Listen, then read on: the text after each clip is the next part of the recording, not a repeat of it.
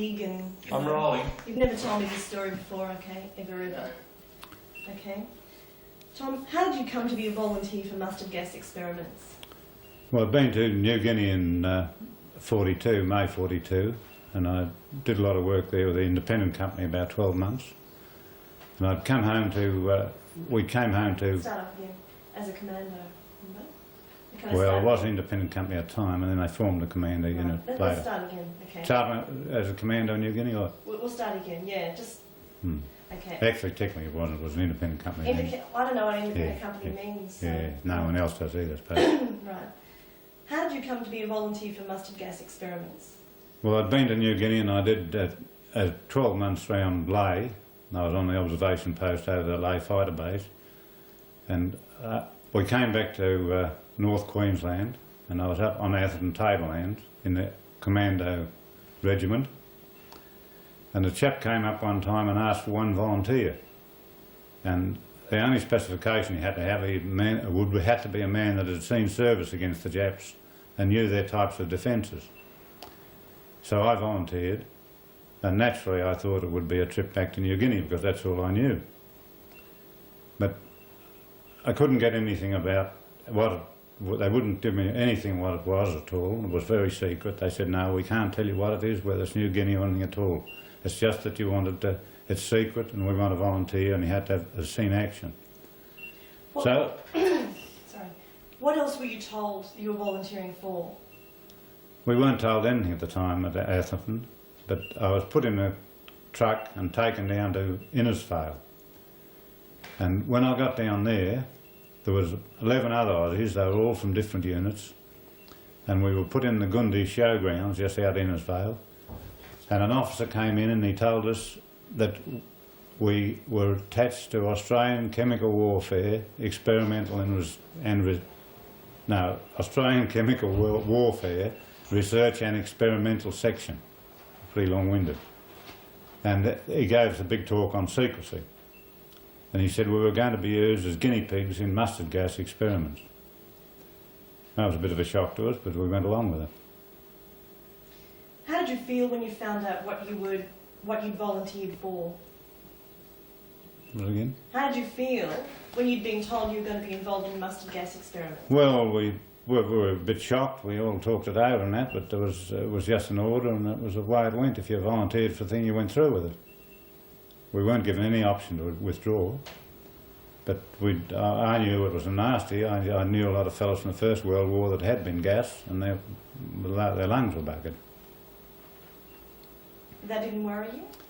Well, it didn't worry me, yes. I didn't know how much gas we were going to get or anything like that. What did you understand of plans to use mustard gas at this time in the war? Oh, let's stop there for a sec. Toilet flushing in the background. Is that in relation to Tarawa? Turning off? Yeah. What did you know? Keep going. Right now? Okay. Yeah.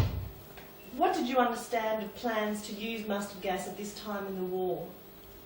As we spoke to the chemical warfare crowd a bit and started to get a bit of the gossip on the news, we understood then that this show was a month after the Tarawa Island battle, the big battle on Tarawa Island with the Yanks, and we were told that they were going to run an experiment on a similar type island to test mustard gas instead of using the conventional bombardment.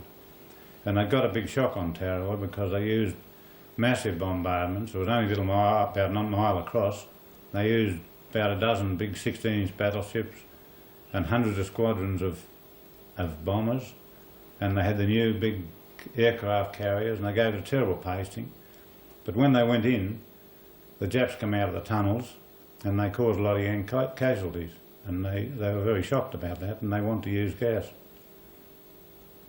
What do you think the British attitude was towards gas? Was the attitude of Gorrell and the other British scientists, what was their attitude towards the Americans' enthusiasm to use gas? The chap in charge of the chemical warfare unit was a British colonel, Colonel Gorrell, and most of his senior men were British scientists, and they weren't too keen on using gas because they didn't want a gas war started. the Yanks were all for gas, but the British didn't want it because they would be the ones that suffer in Europe. At that time, a plane couldn't reach America, and the Yanks would have been all right, but the rest of the world would have suffered. And the general talk and the word there was that the British were trying to put off the use of gas. What did you know about the Geneva Convention, the Geneva Protocol? Well, we knew that was the Geneva Protocol totally banned gas, and we knew it was an illegal experiment. But we were continually put in a big hut and hammered with secrecy, and they used many different forms. Some fellows signed papers and everything, but the secrecy was a big thing about it. But we were doubtful about what the legality of it was, or we knew it was against the Geneva Convention. It was common knowledge. What did you know about who'd signed the Geneva Protocol? What do I know about? Tell me about how the Americans hadn't signed Geneva Protocol, and the Japs. I believe the Japs did sign it, didn't they? Didn't they? I don't know about the Japs, but apparently the Yanks hadn't signed the Geneva Protocol. They were always said that we're allowed to use gas, we can do what we like. And they were red hot for it. And there was a lot of officers there that had been at Tarawa. Tarawa was a month before. And this unit was really formed under Gorrell, a British man. It was formed after Tarawa to test gas. But the Yanks were red hot to use it, and they wanted to use it. They used to say, we'll gas the little yellow bastards in their tunnels. But the British were against it. They didn't want it. Didn't want gas, and actually didn't want gas in Europe. Why do you think the Americans were interested in the experimental bombing of a tropical island with mustard gas? Well, the experiment I was in was a setup. It was a rerun of Tarawa to use mustard gas and test the efficiency of that against the conventional bombardment, which wasn't very good. And that was what the job was for, basically. It was a British unit, an Australian unit, and it was officered by British, and it was lent to the Yanks for this particular experiment. Tell me about the experiment, Tom, that you were involved in. Well, we got on the Yank barges and went out to Brook Island. There's a group of islands there, and we camped on one main island, and the target island was Northbrook. And the 12 volunteers, or guinea pigs, we had to build a site similar to a Jap defensive site, 12 different sites, and each one had a tunnel and a foxhole, and we had to take a goat up. They were rounded up from Townsville, and take a goat up and tether it, and there was a lot of small animals in boxes, and there was a Porton bubbler. It's a device that measures the concentration of gas. It sucks gas through and measures it. And we had to take one up of those to each site, of 12 sites. Right. Tell me more about what happened then. Did they drop mustard gas, or how did they do it? What happened? Well, we did quite a few days dummy runs and getting it all set up how to work it when the bombers came over. And the day the bombers came over, they came over I think about midday. And when they came over, our job was to, when we heard the planes and when they were there, our job was to go up to their sites and turn on the bubblers. And they sucked air and bubbled through sucked air through and measured it. We had to turn the bubblers on, and we came back out of the bomb line back towards the beach. It was only a little island. And we came back towards the beach, and then we had to put on full anti-gas. And then the bombers came over. They were circling. They moved a bit out to sea, and they came over and made a big run from our right to our left. 6 Yank heavy bombers. And they dropped the gas, and we had to go straight back into the gas and turn off the bubblers after 10 minutes measuring. They had to have 10 minutes measuring. We had to turn the bubblers off and take them back down to the beach. And yeah. Were you on the island when the gas was dropped? Yes. Tell me what happened then. Right. When the gas was dropped, we were back well back out of the bomb line where the gas ran across the island, but we had to get up to the sites and turn them off in 10 minutes, that was a bit of a rise. It was a bit of a rise on this hill, perhaps 200 feet, and we had to go up there in full anti-gas, and it was pretty slow going. You can't suck air in, you've got to breathe slowly and move slowly. And we had 10 minutes to turn the bubblers off, and then we took them back to the beach. Describe to me what happened to you when you were exposed to mustard gas in your full anti-gas gear. Well, you theoretically are pretty safe in full anti-gas. That's the mask and everything, and the overclothes and overboots and everything. We had our jungle greens underneath, but it's very hard work, and you still get a little bit of, you still smell the stink of the gas because none of the masks fit. No faces are the same, but none of them fit exact round you, and you'll get a bit of a smell. And if you do any quick exertion, you can't get enough air through, and you've got to move slowly and not panic and go quietly. And it was pretty hard work because it was hot, and we had our jungle greens underneath and all this gas capes and boots and over trousers and gloves, and it was pretty hard work. You couldn't fight in it. What did it sound like breathing through a gas mask? Well, you don't hear much at all, actually, but it's...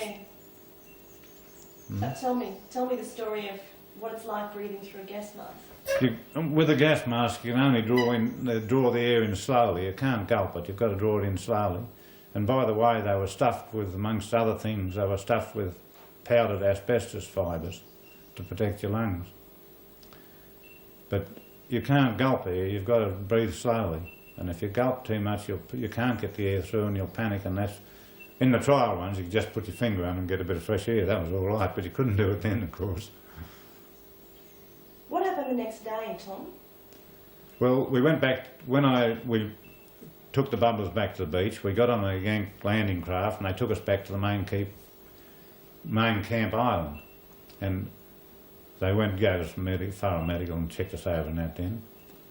Well, it rained that night, and the next day, one of the fellows running the show called me over to his tent, and he said, "We had planned for you two fellows to go back in 3 days' time, but that rain last night will foul us up and it'll wash a bit of the gas away.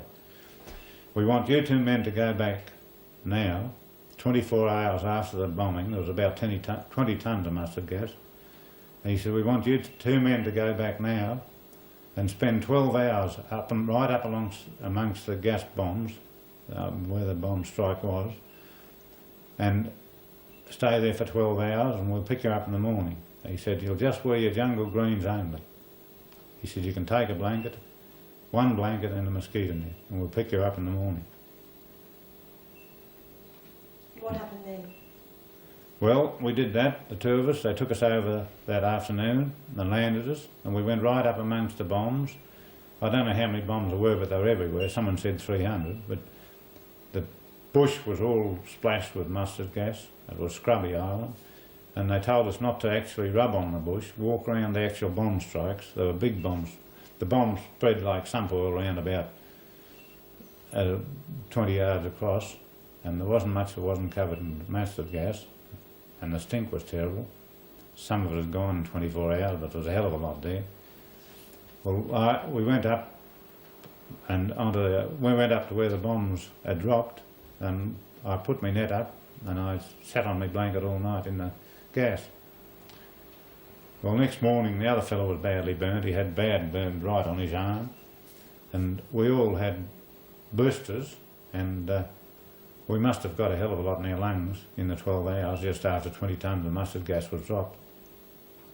And so I think that's when I got my damage done. What else now? What were you wearing then? Just our jungle greens, that's all. Just the shirt. Start again. Tell me I was wearing. During this second job, the second day, the two of us wore just our jungle greens only. No protection whatsoever. What else should I say? Tell me that story again, what you just said, but tell me what it was like being in that environment with just that amount of clothing on. Start again. What were you wearing, and what was it like being amongst all that gas? When we landed and went up, or what? Right through. Or No, what? that second time you went back. Yeah. Just start when they put us ashore, or what? Yeah, what were you wearing? That's when you went back the next day. Next day they took us back to the. Sorry. Okay, Okay. rolling. Oh, just hang on. Okay, you can ask the question. Tom, tell me what it was like. What were you wearing, and how well protected were you when you went back into that environment? Well, when the two of us went back that afternoon, they took us over in the Yank landing barge and put us ashore, and we were only in our jungle greens, and we went right up into the gas. They told us when Start again. Did you have respirators? Did you have anti-gas? No. Right. Well, tell me all that, and we'll start again, okay? that afternoon. Right. So, let me ask the question. How well protected were you when you went back that day, and how did it feel not having proper protection? Well, when we landed on the beach that day, that afternoon, they took us back on the landing craft and put us ashore, and we had just our jungle greens, and we had no protection whatsoever. No mask, no ointment, no nothing. And they told us to walk around the actual bomb strikes and don't rub on any of the bushes. Don't get any actual liquid mustard gas on you. But there was a terrible stench of the gas everywhere. They say in the book it smells like onions, but it's got a particular stink of its own, and it's very penetrating, and it gets in your clothes, and you'll smell it always. So we went slowly up the rise, and we trying to dodge all these strikes. It's a very scrubby island, and there was mustard gas nearly everywhere. But we were particularly careful trying to keep it off our arms, and as we walked along. Well, we went up onto where the bomb strikes were. There was bombs everywhere, and we put up our net, and I sat under my net. I left the other fellow. He went along a few hundred yards along, or 100 yards along the rise. But the goats were.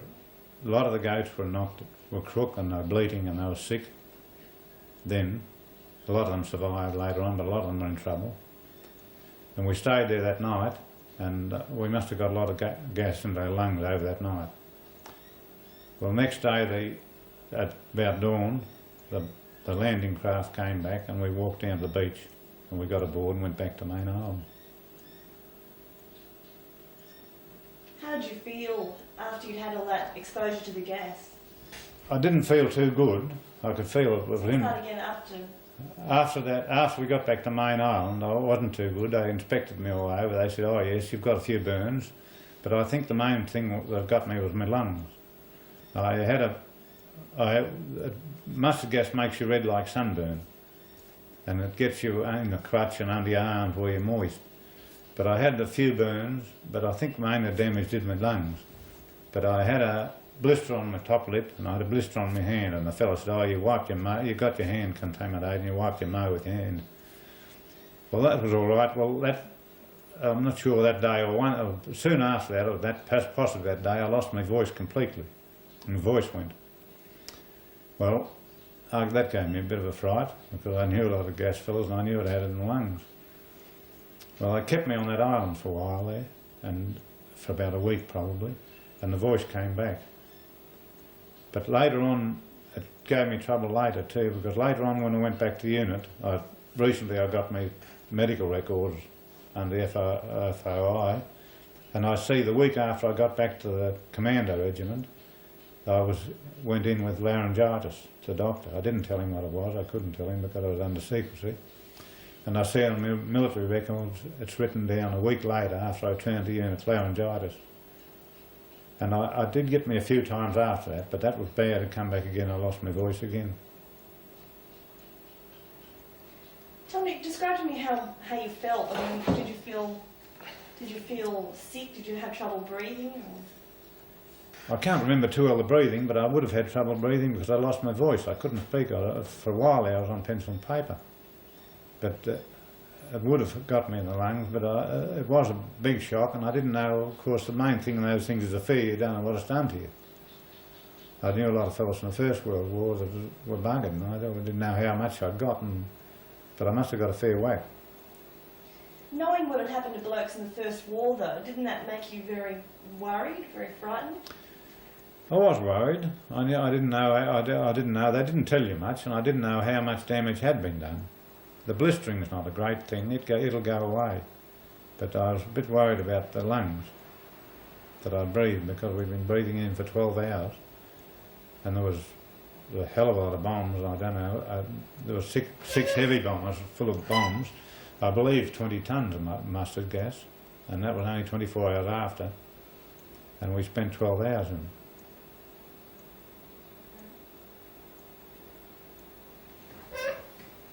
As far as you know, Tom, who had the authority to use mustard gas?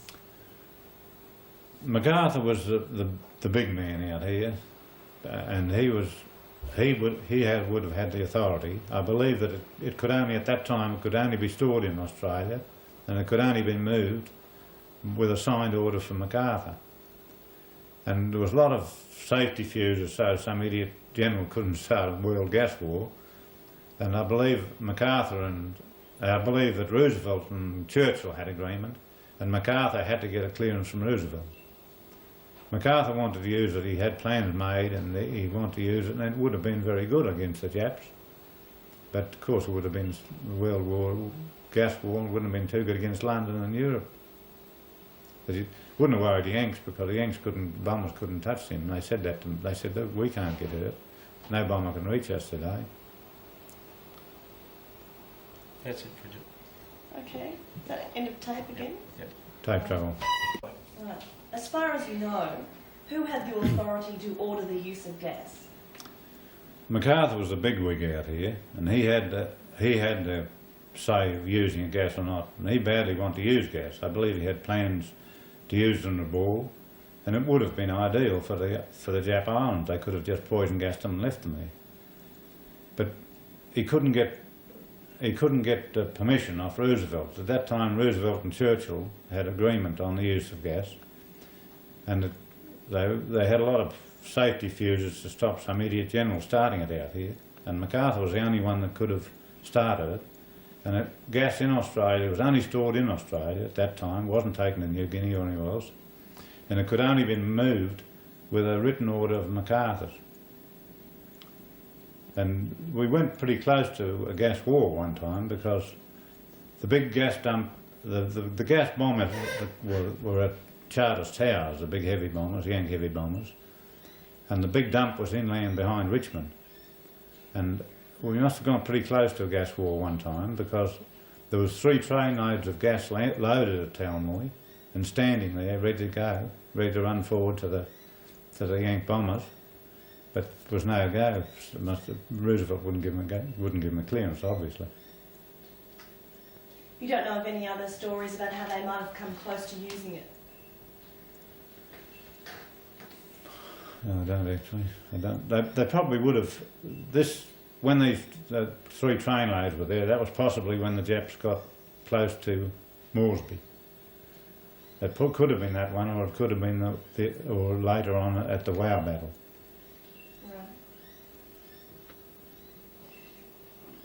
Right. Tom, when you went back to the island that second day, why do you think you were made to go back? Well, the gossip was around that joint there, that round the gas unit, was that why we were sent back on that second day, 2 men, there was no other reason for it, because they knew what effect it would have on us, and they'd already tested. They knew what happened under a certain concentration of gas. But the gossip was that the British people wanted to do that mainly to show the Yanks how dirty it was and dangerous, and that it was very poor, very hard to use in field conditions. Whether that was true or not, but I spoke to other fellows later, fellows that were high up in it, and they said there was no reason for it otherwise. It couldn't have been, because they knew what the result would be. Did they want to prove to the Americans that it was too cruel? I think they wanted to prove to the Yanks it was too dirty and too cruel to use, and put the Yanks off using it. It was a funny setup up there, because to the Yanks it was a experiment to use gas and the island was like Tarawa, and they were all for using it, but the British were trying to put the brakes on them. But at the same time, the British were working with them and for them, lent to them for this experiment. The British, Australian unit with the British colonel. What's the logic in that? Well, I don't know, it must have gone back to the business about the British didn't want gas warfare. At that same time, there was the top British CW man out here, General Goldney, and he was out here, and they said he came out to try and put the brakes on the Yanks. But he wasn't out of Brook Island. Just before Brook Island, he flew to Washington to speak to see Roosevelt.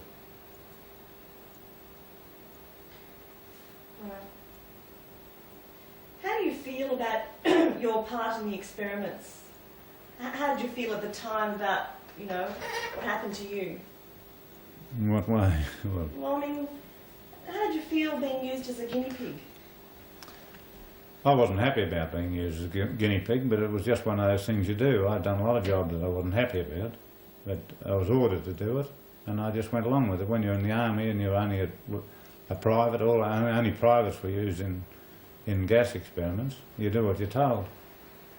And you seem to think that the people that are above you know what they're doing, which they, half the damn time they didn't. But you seem to think that they're in charge and they know what you're doing, and you're doing it for the good of the country and everything like that. See, this was pretty early on. The atom bomb was only 18 months away, and no one ever dreamed of it. And we thought this was another means we might be able to take back the occupied territories off the Japs. If you go along with these things, you can't query them. Does it make you feel angry now? Well, it does now. Sorry, what? It does make you feel angry now, but not so much for myself. I was more or less content to go along with it and keep quiet till I pegged out. But I was told that I'd been conned and it was all a legal experiment, and that they broke the Geneva Convention. And another thing that made me sick about it was I started to learn about the poor deals fellas had got. A lot died after the war of lung cancer, and a hell of a lot of widows were left. The widows had put up with fellas that were half off their rocker and went alcoholic and everything, through being called liars and being told it never happened. And some of those widows, one was given $4 a week to live on after nursing a fella for about 30 years. And general poor deal, and well, that's what made me, I thought, well, I'll have a go at it anyhow and bring it out. How hard was it to try and convince anybody that it ever happened? Well, it was pretty well impossible to tell anyone, bar the people that had actually been in it, because every Prime Minister said it never happened. They said, oh, it's just psycho soldiers. And it was pretty hard, and when I finished up, I got a clear, and they told me in Parliament, Killen said to claim for compo. Sorry, who's Killen? Let's start that again. Tell me about, mention people's names, say who they are and that kind of thing. Tom, how hard was it to convince anybody that it ever happened? It was very hard to convince anyone it ever happened, because there was no records. All our private medical files had been fiddled and altered and forged. And I'd seen other fellows make claims. I'd never mentioned for 40 years, but I'd seen other fellows make claims and they'd been laughed at. And the politicians told them that they were liars or they were psycho soldiers. It never occurred. And finally, after 40 years, I went to REPAT, and of course they had no record at all, REPAT. And they sent... Let's start again. Who's REPAT? Richmond Affairs, isn't it? You're doing really well. You're doing really well. Let's take that from the top again. Later on, I went to... So, let me ask the question again. We'll do the whole thing. Going really well, Tom. Really well. But how hard was it to convince anybody after the war that it ever happened? It was very hard to convince anyone that this ever happened, because there was no records anywhere, and the politicians and I think 4 PMs said it never occurred. There was just psycho soldiers, and they just imagined it.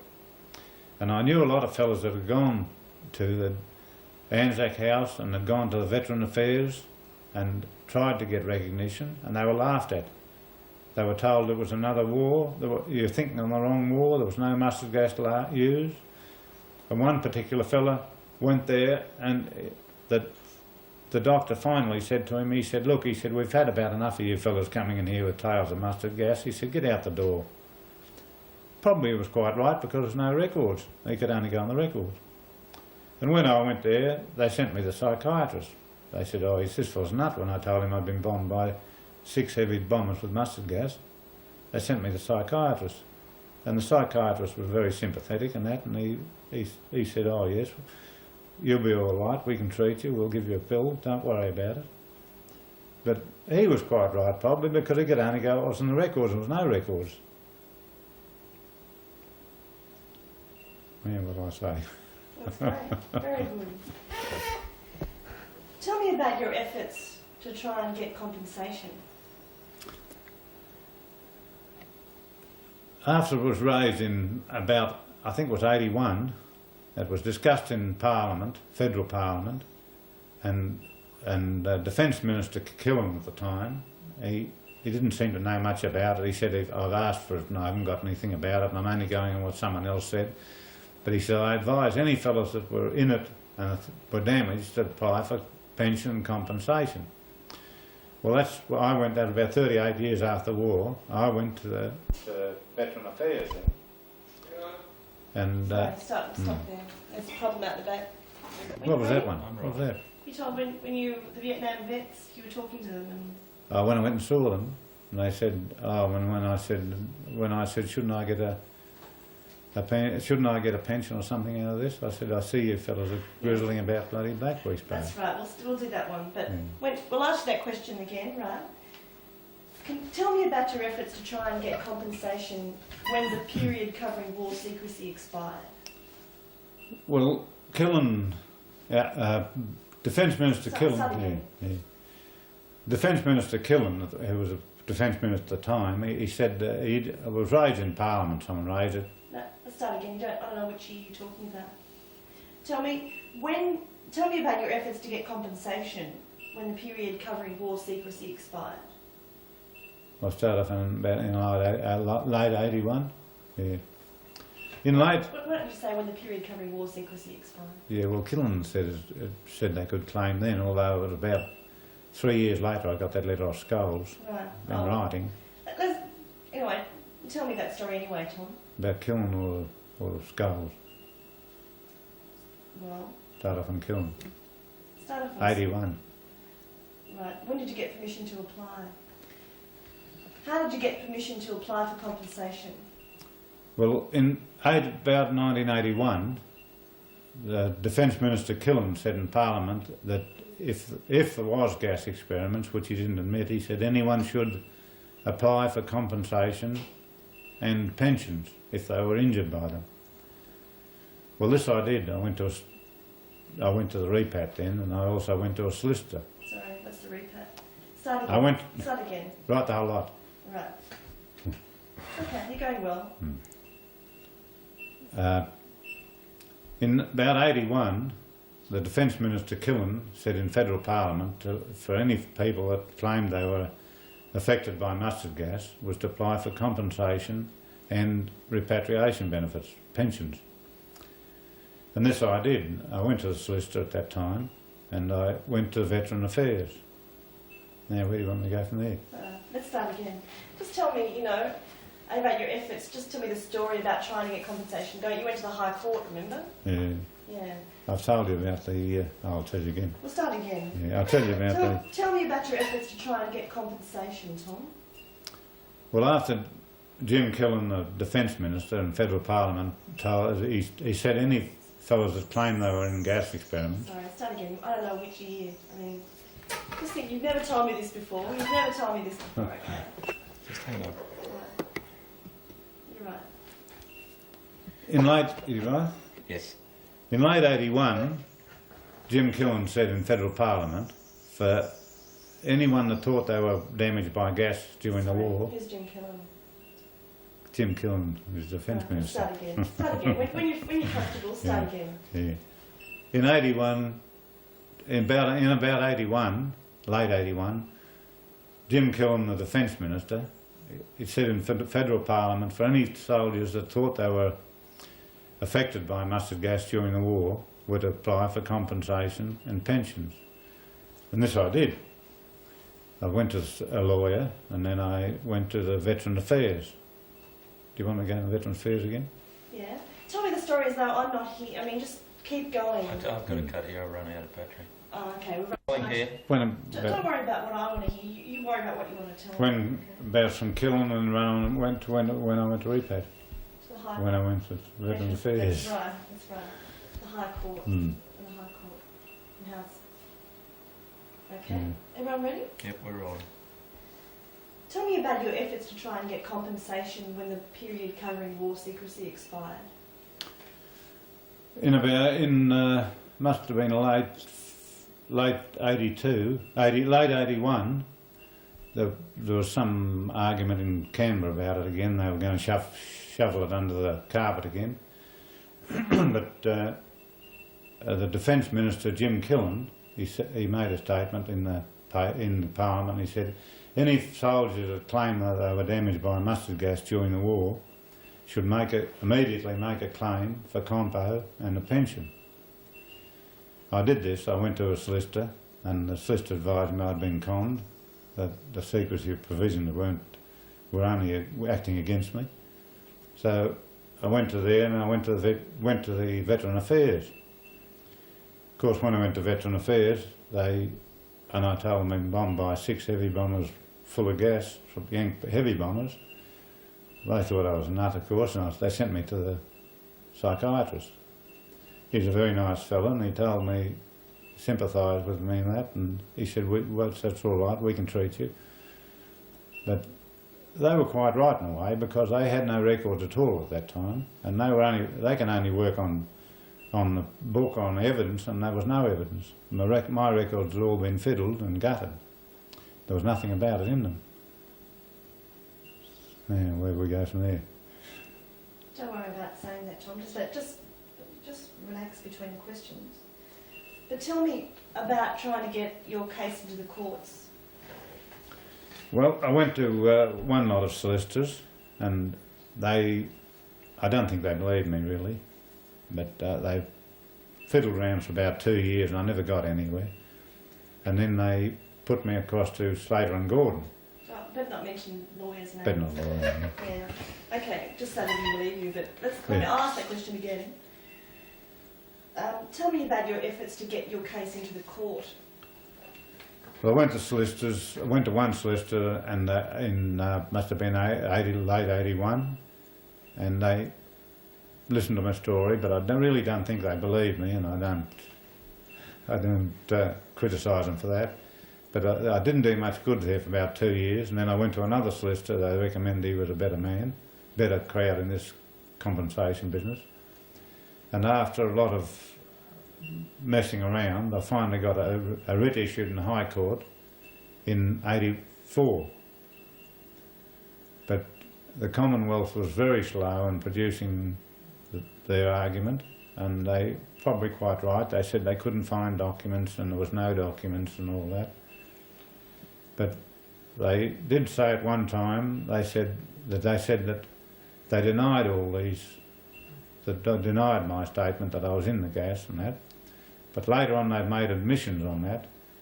But the latest thing, they've raised the statute of limitations, and that is a 58 Act, and they say to me, by you obeying your orders and keeping secret, you forfeited your legal rights, because after 6 years you can't claim.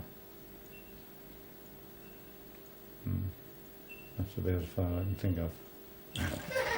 Now, tell me about the kind of health problems you've had since you were involved in the gas. I've got to think them first. I've got 7 accepted problems. Okay. Okay. Tell me about the problems you've had with your health, and how you feel about how your life's been affected.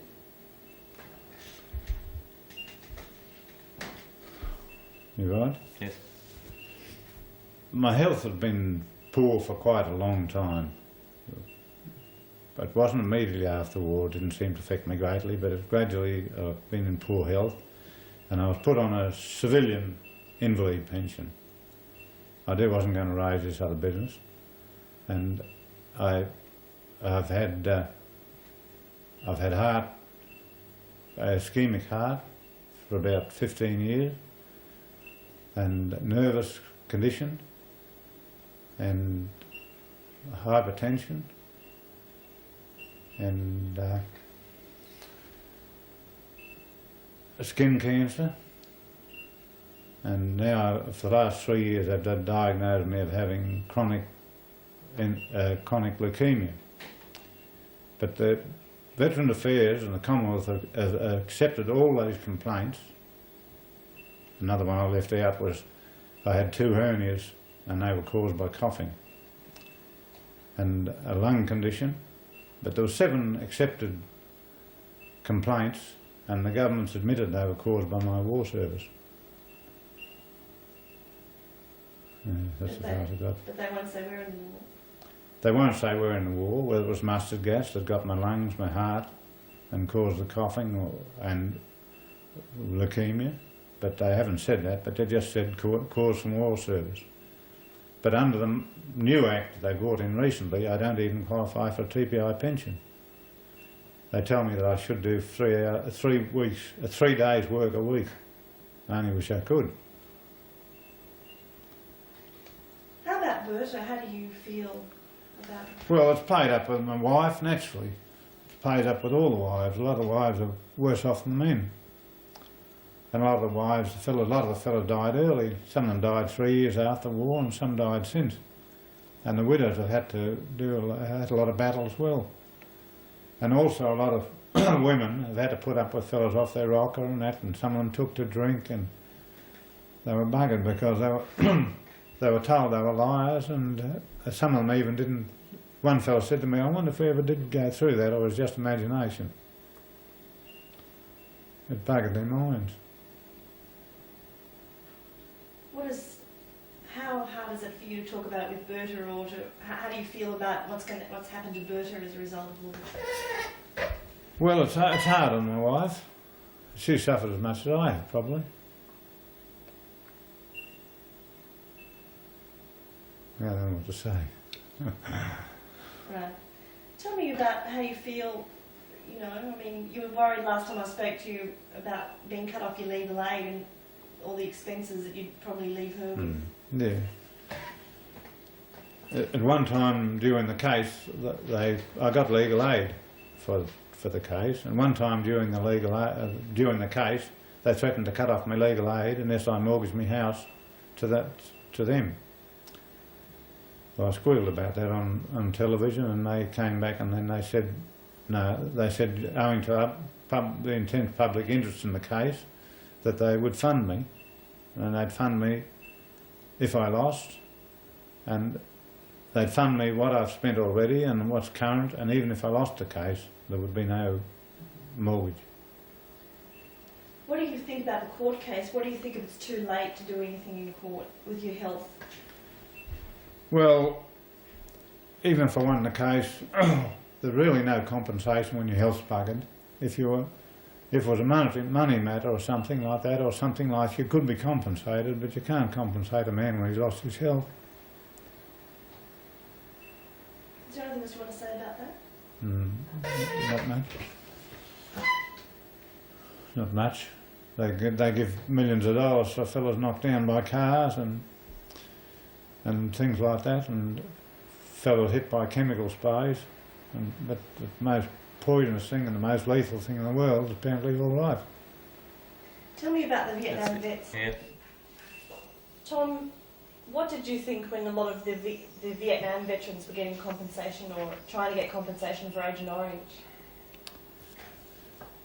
Well, I was in town one day, and after I was told I could apply for compo, and I was in there with his brother, and I said, we'll go up and see these Vietnam veterans fellows. They got an office here, and there was a lot in the paper about the time. I said, if they can get compo for agricultural chemical, give them some blackberry spray, I said, surely we must get something for the most lethal chemical ever used, and the worst one they can pick for killing people.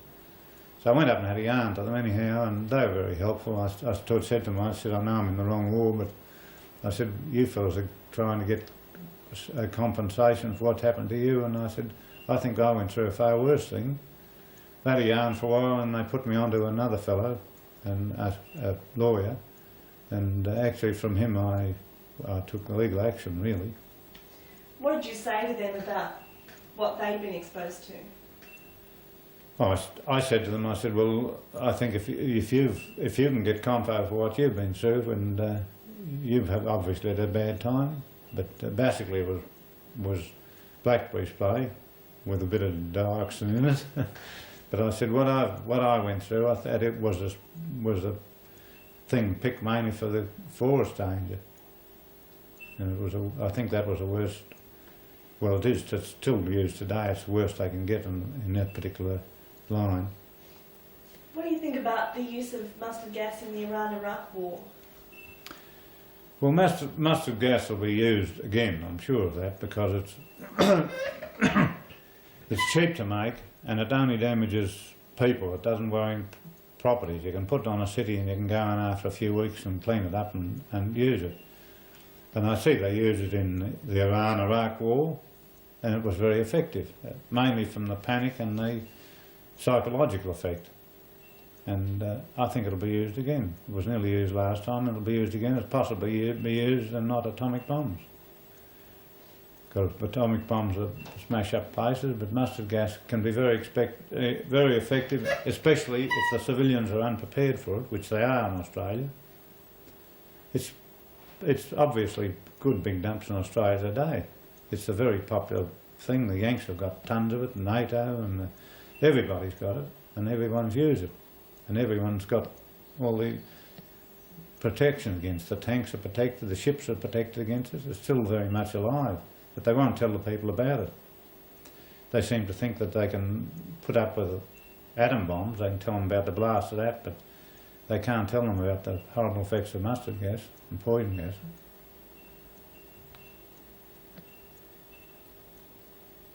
Okay, Tom, that's great. Thanks a lot. That was the last one. That was the last one. Is there anything else? No, I don't know. Here we go, man.